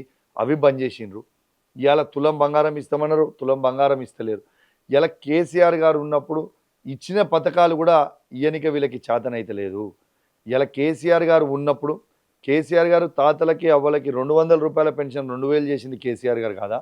ఇలా 500 రూపాయల వికలాంగుల పెన్షన్ని 4000 చేసింది కేసీఆర్ గారు కాదా? ఇలా ప్రతి ఇంటికి మిషన్ భగీరథ కింద ఇంటింటికి నల్లబెట్టి మిషన్ భగీరథ నీళ్ళు ఇచ్చింది కేసీఆర్ గారు కాదా? ఇలా కాళేశ్వరం ప్రాజెక్ట్ కట్టి ఇలా లక్షలాది ఎకరాలకి నీళ్ళు ఇచ్చింది కేసీఆర్ గారు కాదా? ఇలా కేసీఆర్ గారు ఇవన్నీ చేస్తూ ఉంటే ఇలా ఏం చేస్తున్నారు? ఏం లేదు. ఇలా ఇలా ఇలా ఇంకొకటి కూడా చెప్తున్నాను, అప్పుల పాలు చేశారని ఒక్క చెప్పి నిమిషం యోగిత. విమర్శిస్తున్నారు. దాని మీద క్లారిటీ ఉందా? అస్సలు అప్పుల పాలు చేసే ప్రసక్తే లేదు. కేసీఆర్ గారు అఫీషియల్గా ఇచ్చిన లెక్క ప్రకారం 3,68,000 కోట్ల రూపాయలు ఈ 10 సంవత్సరాల్లో కేసీఆర్ గారు చేసిన అప్పు అయితే మేము బిల్డ్ చేసిన ఆస్తులు దాదాపు 10 లక్షల కోట్ల పైన. సో ప్రాఫిట్లు ఉన్నట్ట నష్టం ఉన్నట్ట మీరే మీరే ఆలోచన చేయండి. రేవంత్ రెడ్డి గారు వచ్చిన 2 సంవత్సరాలనే ఇలా దాదాపు 2,70,000 కోట్లు 2,80,000 కోట్ల రూపాయల అప్పు చేసింది 2 సంవత్సరాలనే. 10 సంవత్సరాల్లో మేము చేసింది 3,68,000 కోట్లు అయితే 2 సంవత్సరాలనే 2,70,000 కోట్ల రూపాయల అప్పు రేవంత్ రెడ్డి గారు చేసిర్రు. కానీ కేసీఆర్ గారు అప్పు చేసిన ఆస్తులు కూడబెట్టిండు. రేవంత్ రెడ్డి గారు అప్పు చేసిన డబ్బుతోని ఒక్క కొత్త ప్రాజెక్ట్ కట్టిండా, ఒక్క కొత్త స్కీమ్ లాంచ్ చేసిండా, ఏం చేసిండా డబ్బులని అంటే రేవంత్ రెడ్డి గారు జేబులకు పోడు, కాంట్రాక్టర్ జేబులకు పోడు తప్పితే ఇలా ప్రజలకు మాత్రం ఇంచు కూడా ఉపయోగపడే పని రేవంత్ రెడ్డి గారు చేస్తలేరు. మీ మీద కేసులు అండ్ మీ మీద కొంతమంది నాయకులు చేస్తున్నటువంటి ఘాటు విమర్శలు చూస్తుంటే ప్రభుత్వం మిమ్మల్ని టార్గెట్ చేసింది అనిపిస్తుందా? 100% ఇలా కౌశిక్ రెడ్డి ఏ విధంగా కూడా ఊకుంటలేడు. ఇలా కేసులు పెట్టినా భయపడతలేడు, జైలుకు పంపుతానా భయపడతలేడు, కుటుంబాన్ని ఆఖరికి కుటుంబాన్ని అవమానిస్తానా భయపడతలేమో, మన కుటుంబాన్ని కూడా అవమానించే ప్రయత్నం చేసిర్రు. మా ఓల్డ్ ఏజ్ పేరెంట్స్ని రోప్ పెట్టి నూకేసిర్రు. 75 years ఓల్డ్ ఉన్న మా ఫాదర్ మా మదర్ని నూకేసిర్రు పోలీసు వాళ్ళు, హౌస్ అరెస్ట్ చేసిర్రు. ఎన్ని అవమానాలు చేసినా రేవంత్ రెడ్డి గారితో కాంప్రమైజ్ అయ్యే ప్రసక్తే లేదు. రేవంత్ రెడ్డి గారు ఇస్తాన 6 గ్యారెంటీలు 420 హామీలు ప్రజలకి, తెలంగాణ ప్రజలకి ఇస్తానది ఇచ్చేవరకు రేవంత్ రెడ్డి గారితో పోరాటమే తప్పితే రేవంత్ రెడ్డి గారితో కాంప్రమైజ్ అయ్యే ప్రసక్తే ఉండదు. ఆయన ఎన్ని ఇబ్బందులు పెట్టినా, ఎన్ని కేసులు పెట్టినా, ఎంత చేసినా కూడా ఇష్టపెట్టే ప్రసక్తి అయితే లేదు. అయితే మీ మీద ఎట్లా అయితే ఒక ఘాటు విమర్శలు చేస్తున్నారు అన్నానో, యాక్చువల్లీ మీరు కూడా కొంచెం ఇబ్బందికరమైన భాష వాడుతూ ఉంటారు అండ్ దాని మీద చాలా విమర్శలు కూడా వచ్చాయి. ఎందుకని కౌశిక్ రెడ్డి భాష విషయంలో హద్దులు దాటుతున్నారు? మీకు ఒక్కటే చెప్తా ఉన్నాను, మేము హద్దులు దాటుతలేము. ఈ హద్దులు దాటేది నేర్పించేదే రేవంత్ రెడ్డి గారు. రేవంత్ రెడ్డి గారు ఈ తెలంగాణ రాష్ట్రానికి ఒక ముఖ్యమంత్రిగా ఉండి ఆయన నోరు అదుపులో పెట్టుకోవాలి కదా. ఆయన మాట్లాడే భాష ఏంటిది? కేసీఆర్ గారిని మాట్లాడే భాష ఏంటిది? ఇలా కేటీఆర్ గారి మీద మాట్లాడే భాష ఏంది? హరీష్ రావు గారి మీద మాట్లాడే భాష ఏంది? ఆయన మాట్లాడితే మేము మాట్లాడకుండా ఉంటే పబ్లిక్ ఏమనుకుంటారు? నా బ్లడ్ బాయిల్ అవుతుందండి. తెలంగాణ జాతిపిత అయిన కేసీఆర్ గారి మీద నోటికొచ్చినట్టు మాట్లాడుతూ ఉంటే, నోటికొచ్చినట్టు తిడుతూ ఉంటే నా బ్లడ్ బాయిల్ అవుతా ఉంది. ఇలా కేటీఆర్ గారిని హరీష్ రావు గారిని నోటికొచ్చినట్టు తిడుతూ ఉంటే, నోటికొచ్చినట్టు మాట్లాడుతూ ఉంటే నా బ్లడ్ బాయిల్ అవుతుంది. కాబట్టి నేను అంత ఘాటుగా రియాక్ట్ అవుతా ఉన్నాను. అంటే రేవంత్ రెడ్డి మీద మీరు కూడా వ్యక్తిగతంగా చాలానే విమర్శలు చేశారు. ఎందుకు ఈ రేంజ్ లో? అంటే ఇది వ్యక్తిగత విమర్శలా లేకపోతే పొలిటికల్? ఇవి స్టార్ట్ చేస్తుంది ఎవరు యోగిత? మేము కాదు కదా. ఇది స్టార్ట్ చేసింది రేవంత్ రెడ్డి గారే కదా. రేవంత్ రెడ్డి గారు చేస్తే సంసారం, మేము చేస్తే వ్యభిచారం అంటే ఎట్లా? నేను ఎవరికి నేర్పుతా? ఆయన నేర్పితే ఆయన మేము ముఖ్యమంత్రి, ఆయన ముఖ్యమంత్రి, ఆయన నేర్పాల్సింది ఆయన కదా. అవును, ఏం నేర్చుకుంటారు? మళ్ళీ అవడో ఆక్స్ఫోర్డో ఏటో పోయేసి వచ్చిండు. పోయొచ్చి మళ్ళీ మాడిన భాష ఏంది కేసీఆర్ గారి మీద? ఇలా వ్యక్తిగత అని మీరు అంటారు. మరి కేటీఆర్ గారి మీద వ్యక్తిగతగా ఇష్టం ఉన్నట్టు రేవంత్ రెడ్డి గారు మాట్లాడిన భాష ఏంటిది? కేసీఆర్ గారి మీద మాట్లాడిన భాష ఏంది? హరీష్ రావు గారి మీద మాట్లాడిన భాష ఏంటి? ఇవన్నీ ఖచ్చితంగా ఆయన ఒక్కడు మాట్లాడితే 10 మాట్లాడతాం. ఆయన సరిగ్గా ఉంటే మేము అందరం కూడా సరిగ్గా ఉంటాం. అండ్ అద్దంకి దయాకర్, బల్మూరి వెంకట్, వీరి మాటల వెనక అంతరార్థం ఏంటి? అరే వాళ్ళు అసలు చాలా చిన్న పిల్లగాళ్ళు, వాళ్ళ గురించి నేను మాట్లాడు, నా స్థాయి కాదు, నేను వాళ్ళ గురించి మాట్లాడవచ్చు. మరి ఈ భాష గురించి టాపిక్ వచ్చింది కాబట్టి అప్పట్లో గవర్నర్ తమిళిసై గారిని ఉద్దేశించి కూడా మీరు ఒక మనం వాడలేని భాష ఒకటి అన్నారు. నేను ఏది అనలేదు ఆ రోజు కూడా. నేను అన్నది ఏం తప్పేం లేదు. నేను అనే విషయం ఏముండే ఆ రోజు, she was sitting on the files అన్న. మేము పెట్టిన బిల్ అనేది క్లియర్ చేస్తలేదు, ఆ క్లియర్ చేయాలనే ఉద్దేశంతో నేను అన్నది. ఒకటి సరే, అది తెలుగులో మీకు కొంచెం ఘాటుగా అనిపించవచ్చు, కానీ నేను అన్నది ఏంటిది? She was sitting on the files is what I meant. మీరు అధికార పార్టీని టార్గెట్ చేస్తున్నారా లేదంటే అధికార పార్టీ మిమ్మల్ని టార్గెట్ చేస్తుంది? ఈ రెండిట్లో ఏది ఒప్పుకుంటారు? ఇది మీకు ఒకటే చెప్తున్నాము. అధికార పార్టీని మేము ఖచ్చితంగా వాళ్ళు ఇస్తాన్న 6 గ్యారంటీలు 100 రోజుల లోపల ఇస్తామని చెప్పింది ఇదే రేవంత్ రెడ్డి గారు. ఉమ్, మేము కాదు కదా. అవి మేము ప్రశ్నిస్తుంటే ఉమ్, వాళ్ళు అవి తట్టుకోలేక, ఉమ్, మేము అడిగే ప్రశ్నలకి వాళ్ళ దగ్గర జవాబు లేక మా మీద కేసులు పెట్టడం, మమ్మల్ని ఇబ్బంది పెట్టే ప్రయత్నం చేయడం, మమ్మల్ని అవమానపరిచే ప్రయత్నం చేయడం, మా కుటుంబ సభ్యులను అవమానపరిచే ప్రయత్నం చేయడం, ఇలా పబ్లిక్లో మమ్మల్ని ఇన్సల్ట్ చేసే ప్రయత్నం చేస్తూ ఉన్నారు యోగిత గారు. వాళ్ళు ఏమి చేసినా ఉమ్. వాళ్ళని మాత్రం వదిలిపెట్టే ప్రసక్తే ఉండదు. వాళ్ళు ఇస్తాన్న 6 గ్యారెంటీలు 420 హామీలు వాళ్ళు తెలంగాణ ప్రజలకి రేవంత్ రెడ్డి గారు ఇచ్చే వరకు ప్రశ్నిస్తూనే ఉంటాం, పోరాడుతూనే ఉంటాం. సో మళ్ళీ కమింగ్ బ్యాక్, కొన్ని రోజుల క్రితం శేర్లింగంపల్లి ఎమ్మెల్యే అరికెపూడి గాంధీ గారి ఇంటికి వెళ్ళడం, మీ ఛాలెంజెస్ ఇవన్నీ ఉండే కదా. తర్వాత ఆయన ఈ హైట్ డ్రామా సెన్సేషన్ క్రియేట్ అయింది. మీరు టార్గెట్ రీచ్ అయ్యారా అందులో? మీకు ఒక్కటే మీకు చెప్తున్నాను, గాంధీ అనేటైనా ఉమ్, షేర్లింగం పెళ్లి ఎమ్మెల్యేగా గెలిచిందంటే ఉమ్, అది మా బీఆర్ఎస్ పార్టీ కార్యకర్తల కష్టం. ఉమ్, ఇలా ఆనాడు కూడా ఏమని చెప్పిన యోగిత, గాంధీ గారు మేము పిఎస్సి చైర్మన్ అయినరు, పిఎస్సిసి చైర్మన్ అసెంబ్లీలో చైర్మన్ అయినరు, బీఆర్ఎస్ పార్టీ పక్షాన నేను చైర్మన్ అయినా, ఉమ్, నేను బీఆర్ఎస్ పార్టీ ఎమ్మెల్యేని అన్నాడు. ఉమ్, నేనేమడిగినా, నువ్వు బీఆర్ఎస్ పార్టీ ఎమ్మెల్యే కదా, ఉమ్, మరి తెలంగాణ భవన్కి వచ్చి ఒక్కసారి ప్రెస్ మీట్ పెడదాం, ఇక్కడ నుంచి కేసీఆర్ గారి దగ్గరకు పోదాం, మీ ఇంటి మీద మీరే బీఆర్ఎస్ పార్టీ జెండా ఎగరేద్దాం, నేను కూడా వస్తాను ఉమ్, రమ్మంటే అని నేను అడిగిన. దాంట్లో తప్పేమున్నది? ఉమ్, ఇలా దీంట్లో నేను అడిగిన ప్రశ్నకి వాళ్ళ దగ్గర జవాబు లేకుండా నన్ను హౌస్ అరెస్ట్ చేసి ఉమ్, నన్ను భయప్రాంతాలకు గురి చేయాలని, లేకుంటే మా కుటుంబ సభ్యులను భయప్రాంతాలకు గురి చేయాలని, మా కార్యకర్తల్ని ఎవరు రానియకుండా అరెస్ట్ చేసి పోలీస్ వాళ్ళు పైలట్ ఎస్కాట్ ఇచ్చి ఉమ్, వందలాది మంది గుండాలను తీసుకొని వచ్చి నా ఇంటిపై దాడి చేసిండ్రు. ఉమ్, వాళ్ళు దాడి చేసినా కౌశిక్ రెడ్డి భయపడేటోడు ఏం కాదు.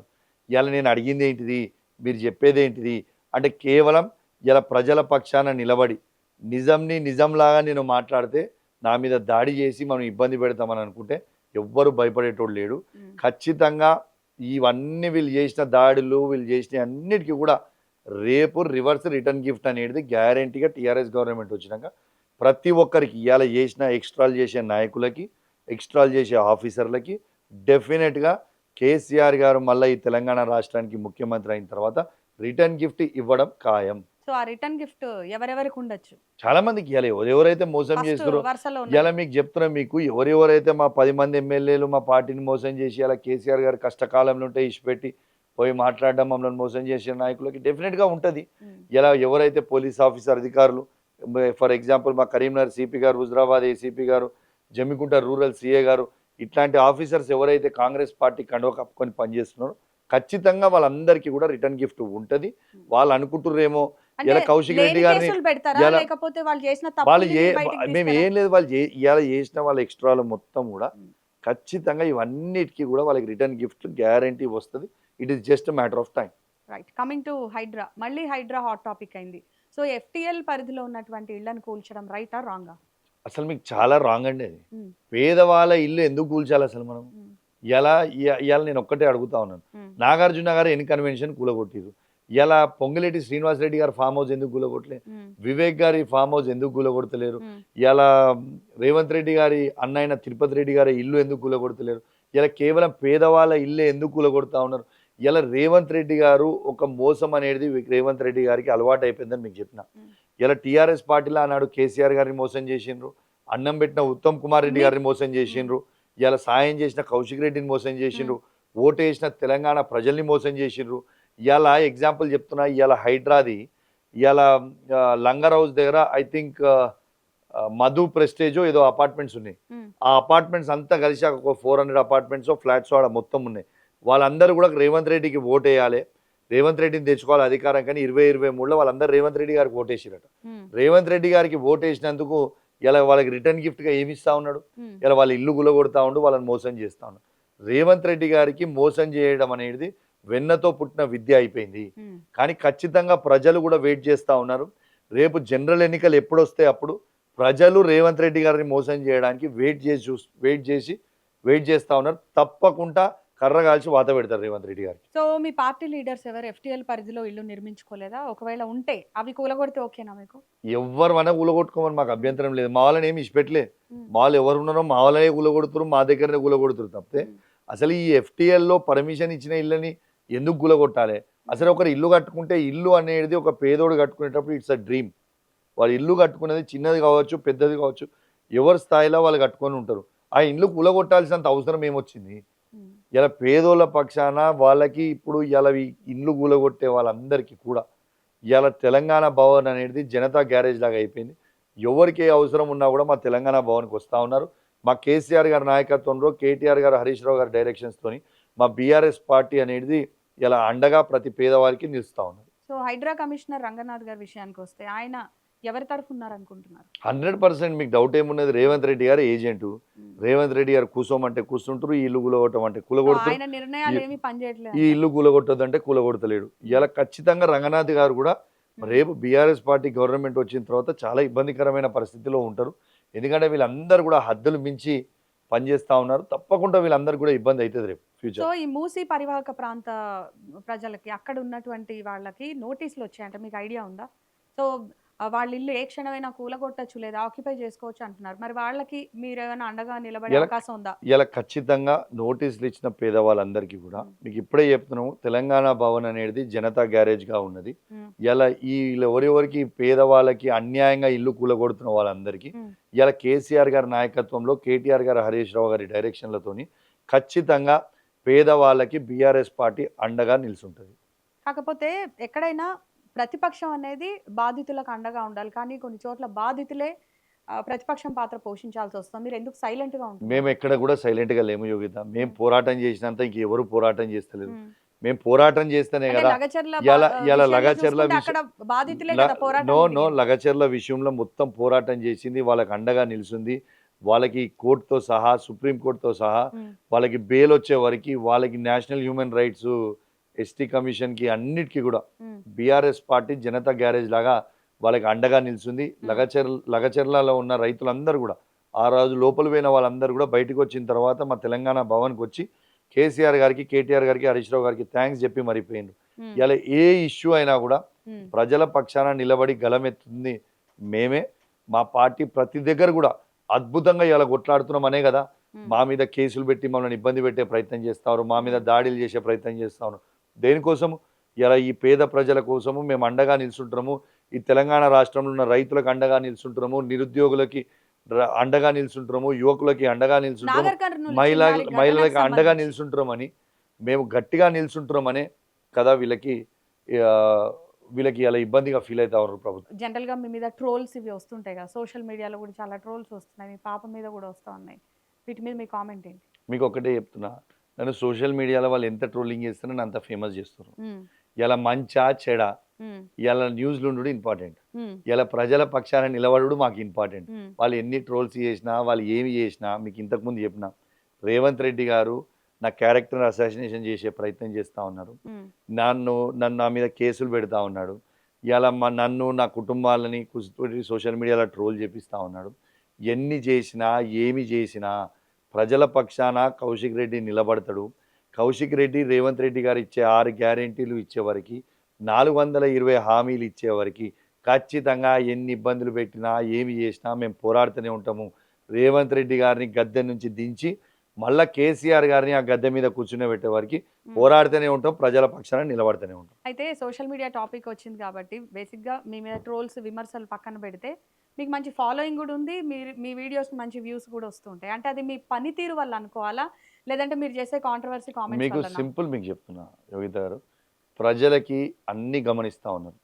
ప్రజల ప్రేమతోని ఇలా ప్రజల పక్షాన నిలబడి పోరాటం చేస్తున్నా అని ఇలా అంత వేల మంది, లక్షల మంది ఇలా వ్యూవర్షిప్ ఉన్నదంటే ఉట్టిగా ఉండదు కదా. ఇలా ప్రజల పక్షాన మనము పోరాడుతున్నాం, మా కోసం మా కౌశిక్ అన్న పోరాడుతుండు కేసీఆర్ గారి నాయకత్వంలో అని ప్రజల ఫీలింగ్ ఉంది కాబట్టి ఆ విధంగా ఆ రెస్పాన్స్ ఉన్నదని చెప్పి సందర్భంగా తెలియజేస్తాం. సో మీ పోరాటానికి సంబంధించి కావచ్చు, మీ పొలిటికల్గా మీ వెనకాల మీ ఫ్యామిలీ సపోర్ట్ బాగా ఉన్నట్టుంది. 100కి 100% మా కుటుంబ సభ్యులు, మా అమ్మ నాన్న కావచ్చు, మా అన్న తమ్ములు కావచ్చు, ఇలా మా సతీమణి, నా బిడ్డ కావచ్చు, ముఖ్యంగా అందరు మిమ్మల్ని ప్రమోట్ చేస్తూ అందరు ఉంటారు కూడా ఎక్కువ ఎస్ వాళ్ళు నాకు అండగా ఉంటారు. ఎస్ వాళ్ళు ఎంకరేజ్ చేస్తూ ఉంటారు. వాళ్ళు. ఎందుకు అంటే ఇలా ప్రజలకి మేము ఏదో ఒకటి చేయాలనే ఒక ఉద్దేశంతో, వాళ్ళకు కూడా తెలుసు నేను పాలిటిక్స్ ప్యాషన్తో వచ్చిన ఖచ్చితంగా ప్రజలకి ఏదైనా ఒకటి కౌశిక్ అన్న చేయాలనే ఉద్దేశంతో వాళ్ళందరూ కూడా నాకు అండగా నిలుచుంటారు. కౌశిక్ రెడ్డి అంటే వెరీ అగ్రెసివ్ అనేటువంటి ఒక ముద్ర పడిపోయింది. సో ఈ ముద్రని చెరిపేసుకునే ప్రయత్నం చేస్తారా లేదంటే దీన్ని బలంగా మార్చుకుంటారా అస్సలే మీరు? అస్సలే చెరిపేసుకున్నాను. కౌశిక్ రెడ్డి ఫాస్ట్ బౌలర్ ఉండే. ఫాస్ట్ బౌలర్ క్రికెట్లో ఉన్నప్పుడు కూడా 140 కిలోమీటర్లు వేగంగా బాల్ వచ్చేది. నేను అంతే అగ్రెసివ్ ఉండి ఖచ్చితంగా నా అగ్రెషన్ని మ్మ్. 100% పాజిటివ్గా మలుచుకునే ప్రయత్నం చేస్తా. నా అగ్రెషన్లో నేను ఏనాడు మ్మ్. హద్దులు మించి బిహేవ్ చేయలేదు. ప్రజల పక్షాలనే నేను పోరాడినా, సబ్జెక్టుతోనే నేను మాట్లాడినా, తప్పితే నా హద్దులు మాత్రం ఎక్కడ కూడా నేను మీరలేదు. సో మీ దూకుడికి కారణం పార్టీనా లేదా మీ స్వభావమా? ఏం నా చెప్తారు? నా స్వభావమే బై నేచరే నేను అట్లా. మ్మ్. కేసీఆర్ గారిని మీకు మళ్ళీ చెప్తున్నా, మ్మ్. కేసీఆర్ గారు, కేటీఆర్ గారు, హరీష్ రావు గారి నాయకత్వంలో మ్మ్. ఖచ్చితంగా ప్రజలకి అండగా నిల్చుంటా. నా స్వభావమే అంత. సో నా నేచర్ అది అంటారా? ఆ ఎస్ నా సినిమాలో నేచరే, dialogue ఉంది. ఎస్ నా నేచరే అది. ఒక చిన్న rapid fire. Youth icon versus controversy king, ఇందులో మీరు దేన్ని ఇష్టపడతారు? ఎందుకు youth icon. Youth icon? Yes. So ఎందుకని? ఎందుకంటే ఒక యూత్కి, ఒక యువ శాసనసభ్యునిగా చాలా చిన్న ఏజ్లో మ్మ్. నేను ఒక యువకునిగా నాకు ఎమ్మెల్సీ అవకాశం వచ్చింది, విప్ అయ్యే అవకాశం వచ్చింది, ఎమ్మెల్యే అవకాశం వచ్చింది. యువకులందరికీ కూడా ఒక ఇన్స్పిరేషన్గా ఉండాలని, ఒక నెక్స్ట్ జనరేషన్ పొలిటీషియన్ లాగా ఉండాలనేదే నేను యూత్ ఐకాన్ లాగా ఉండడమే ఇష్టపడతాను. రేవంత్ రెడ్డి పాలన మీద వన్ వర్డ్ ఆన్సర్. చీటర్. వచ్చే ఎన్నికల్లో మీరు హుజురాబాద్ నుంచే పోటీ చేస్తారా లేదంటే గ్రేటర్ హైదరాబాద్ రాజకీయాల్లోకి మారే అవకాశం ఉందా? 100కి 100% హుజురాబాద్ నియోజకవర్గం నుంచే పోటీ చేస్తా. మళ్ళా హుజురాబాద్ నియోజకవర్గం నుంచే బీఆర్ఎస్ పార్టీ జెండా ఎగరేస్తా. KCR, legend of Telangana, KTR, youth icon, Etela Rajender, worst fellow, Revanth Reddy. Cheater, so మీరు చూసిన వాళ్ళల్లో ఆల్ టైమ్ బెస్ట్ సీఎం ఎవరు? కేసీఆర్. మరి దేశవ్యాప్తంగా ప్రస్తుతం ఉన్న ముఖ్యమంత్రుల్లో ఎవరు బెస్ట్ సీఎం అంటారు? కేసీఆర్. ఇక మీ పర్సనల్ విషయానికి వస్తే, ఎప్పుడు బయట ఇంత అగ్రెసివ్గా ఉండేటువంటి పాడి కౌశిక్ రెడ్డి ఇంట్లో ఎట్లుంటారు ఫ్యామిలీతో వస్తే? నేను చాలా జోవియల్ పర్సన్ని. మ్మ్. చాలామంది నన్ను దీంట్లో మీడియాలో చూసి ఏమన్నా ఇది అరే కౌశిక్ అంటే ఫైర్ ఉంటాడు, కానీ నేను చాలా జోవియల్ పర్సన్ని. నా ఇంట్లో కానీ మా ఫ్రెండ్స్తో కానీ చాలా జోవియల్గా ఉంటుంది. సో నేచర్ సాఫ్టేనా ఇంట్లో? Yes, very soft. ఎంటర్టైన్మెంట్ విషయానికి వస్తే దేంతో బాగా ఎంటర్టైన్ అవుతారు? మీ పర్సనల్ హాబీస్ ఎవ్రీథింగ్. నాకు క్రికెట్ చాలా ఇష్టము, ప్లస్ బ్యాడ్మింటన్ ఆడతాను, అప్పుడప్పుడు మూవీస్ చూస్తాను. సో ఇవన్నిటితో నేను కొంచెం ఎంటర్టైన్ అవుతా. ఫ్రెండ్స్తోని కాఫీ షాప్స్, కొంచెం డిన్నర్స్ అదంతా కూడా పోతా. Yes, that's all. So present మన దగ్గర ఉన్నటువంటి కొంతమంది లీడర్స్ని ఇటు మూవీ స్టైల్లో తీసుకుంటే హీరోలుగా విలన్లుగా ఎవరిని ఎలా ప్రొజెక్ట్ చేస్తారు? హీరోస్గా కేసీఆర్ గారు, కేటీఆర్ గారు, హరీష్ రావు గారు హీరోస్గా చూస్తాం.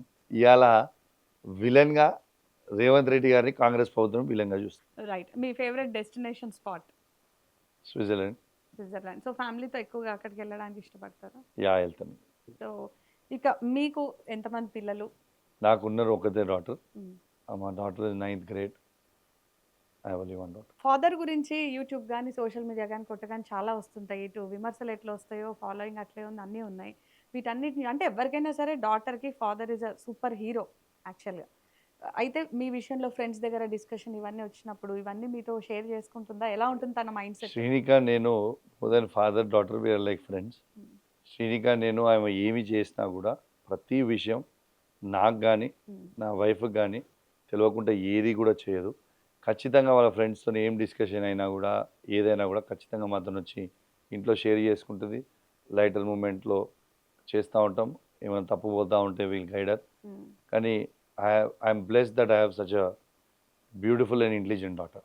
మీ వైఫ్ గురించి తెలుసుకోవాలని ఉంది. 9th క్లాస్ నుంచే లవ్ స్టోరీ అనుకుంటా. ఎస్. సో ఎలా జరిగింది మీ జర్నీ ఇదంతా కూడా? తన సపోర్ట్ మీకు ఎట్లుంటుంది? మీ ఇద్దరి స్టోరీ, మీ బాండింగ్ గురించి చెప్పండి. మేము 9th grade నుంచే మేము బెంచ్మేట్స్ సెంట్ ఆండ్రూ స్కూల్లో. మేము అక్కడి నుంచి ఇప్పటి వరకు వీఆర్ హస్బెండ్ అండ్ వైఫ్ కన్నా we're both like friends. So చాలా బ్యూటిఫుల్ అండర్స్టాండింగ్ ఉంటుంది.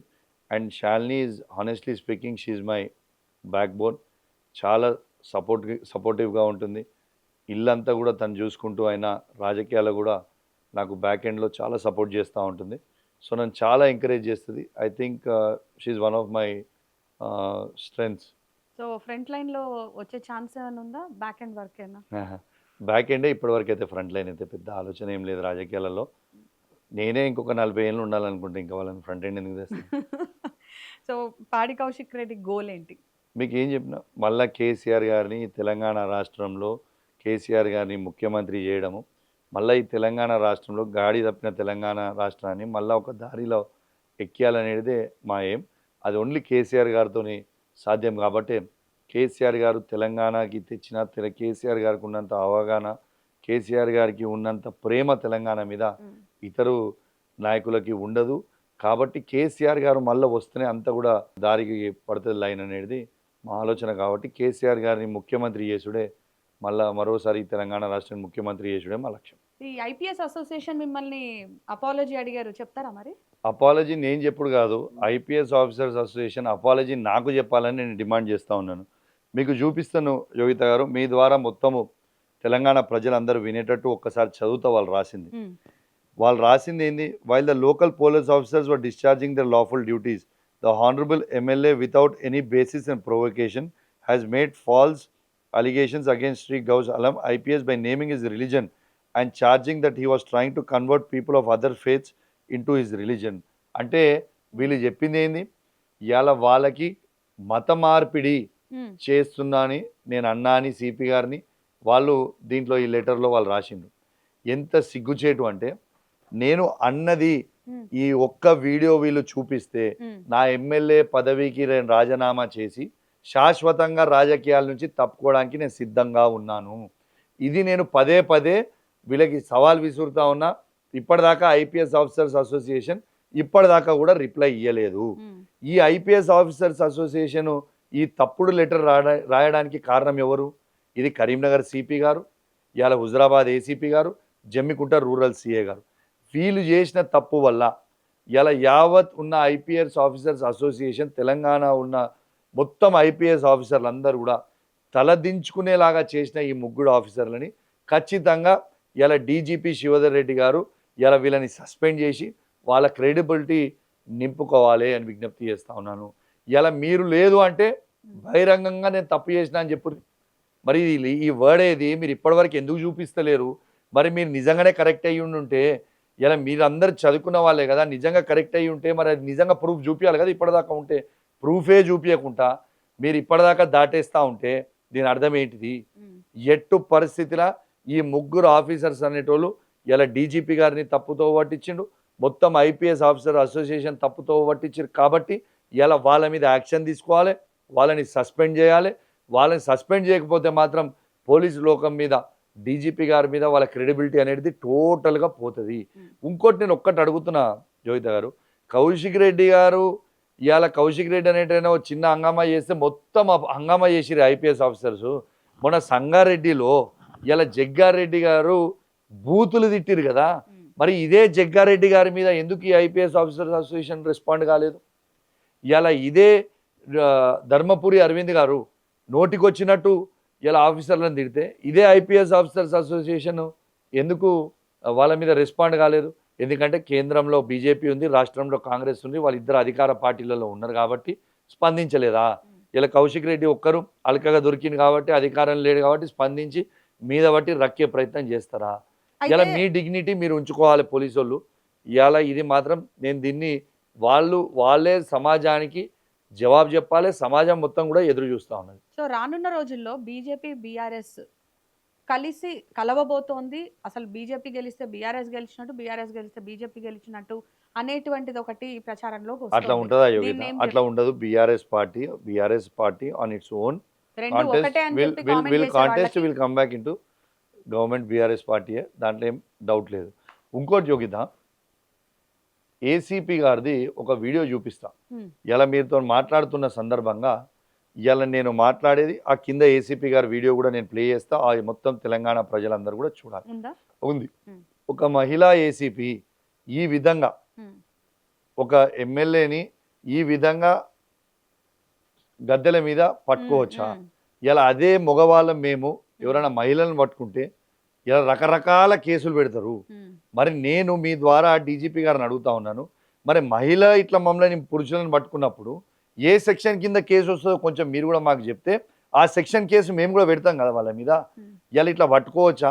ఇలా ఒక ఏసీపీ గారు ఆ రోజు చేసిన డ్యూటీ ఎట్లున్నదంటే, ఒక నిమిషం, ఒక నిమిషం, ఇంకొకటి ఏసీపీ గారి మీద ఏసీపీ గారు ఇలా ఆ రోజు ఏసీపీ లాగా బిహేవ్ చేయలేదు. ఒక హోమ్ గార్డు ఒక కానిస్టేబుల్ చేసే పని ఏసీపీ గారు చేసిర్రు ఆ రోజు. ఇది మొత్తం కూడా పోలీస్ ఆఫీసర్స్ కూడా దీన్ని గమనించాలి. ఖచ్చితంగా దీని మీద ఖచ్చితంగా యాక్షన్ తీసుకోవాలని నేను డిమాండ్ చేస్తా ఉన్నాను. మీరు అడిగిన దాని మీద పోలీస్ ఆఫీసర్లు కూడా నా ఫోన్ ట్యాపింగ్ అవుతుందంటే నేను బంజారాహిల్స్ పోలీస్ స్టేషన్కి నేను ఏసీపీ గారు అపాయింట్మెంట్ తీసుకొని నేను ఆడికి పోయినప్పుడు పోలీసు వాళ్ళు లేచి ఉరుకుతుర్రండి. ఎందుకంటే నా ఫోన్ ట్యాపింగ్ రేవంత్ రెడ్డి గారు చేస్తుర్రు, ఖచ్చితంగా దీని మీద మీరు యాక్షన్ తీసుకోవాలని నేను పోయి పిటిషన్ ఇవ్వడానికి పోతే వాళ్ళు లేచి ఉరుకుతున్నారు. అంటే రేవంత్ రెడ్డి గారు చెప్తేనే వీళ్ళు పిటిషన్ కంప్లైంట్ తీసుకుంటారా? ఒక బాధ్యత కలిగిన శాసనసభ్యులు ఒక గవర్నమెంట్ ఆఫీస్కి పోతే it is the duty of that officer to come out, receive him, listen to his grievance and send him. ఇది చట్టం, నేను చెప్పింది కాదు. లేచి ఉరుకుతుంటే మీరు ఎందుకు ఉరుకుతున్నారో నా పిటిషన్ తీసుకోకుండా నేను గట్టిగా ఆపితే ఉల్టా నా మీదే కేసు పెట్టి నన్ను జైలు పంపించే ప్రయత్నం చేస్తా ఉన్నాను. అంటే ఇవాళ రేవంత్ రెడ్డి గారు నా ఫోన్ ట్యాపింగ్ చేస్తున్నారని కూడా ఇప్పుడు కూడా ఈ నిమిషం కూడా ఫోన్ ట్యాపింగ్ చేస్తున్నారు. ఇది పక్కా. ఇక ఒకసారి ఆ ఉద్యమం టైంలో తీసుకుంటే మీకు ఐ మీన్ మీ ఫాదర్కి కేసీఆర్ గారికి ఒక మంచి బాండింగ్ ఉందని తెలిసింది. అది ఒకసారి ఎక్స్ప్లెయిన్ చేయండి. అండ్ మీకు ఇప్పుడు కేటీఆర్ గారికి కేసీఆర్ గారికి ఉన్నటువంటి బాండింగ్ ఏ రకమైంది? చాలా అద్భుతమైన బాండింగ్. ఆనాడు కేసీఆర్ గారు జై తెలంగాణ అన్నప్పుడు పిరికెడు మందిలో మా నాన్న ఒక్కరు ఆ రోజు కేసీఆర్ గారితో ఉన్నది. మా హుజరాబాద్ నియోజకవర్గంలో, పాత కమలాపూర్ నియోజకవర్గంలో ఆనాడున్న టీఆర్ఎస్ పార్టీ జెండా పుట్టిందే మా వీణవంకలో, మా ఇంట్లో.